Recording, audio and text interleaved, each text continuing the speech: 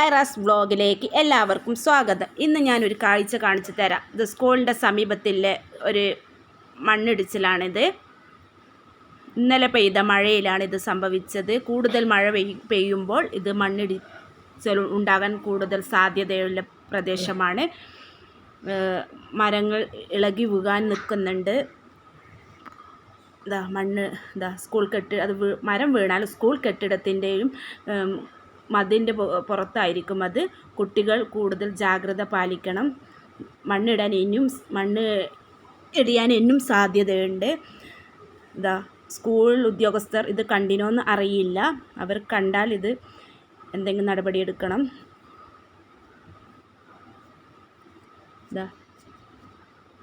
ഇത് മണ്ണ് ഇങ്ങോട്ട് വന്ന റോഡ് ബ്ലോക്കാവും. ഒരു മരം കണ്ട വേരിങ്ങനെ പറഞ്ഞു നിൽക്കുന്നുണ്ട്. ഇപ്പോൾ ഒരു കാറ്റ് വന്നാൽ, അതിശക്തമായ ഒരു കാറ്റ് വന്നാൽ അത് കെട്ടിടത്തിലേക്ക് വീഴാൻ സാധ്യതയുണ്ട്. വേര് കാണുന്നില്ല. ഇതാണ് government higher secondary school Kottodi. ഇത് എല്ലാവരും ജാഗ്രത പാലിക്കണം, കൂടുതൽ കരുതലോടെ നിൽക്കണം.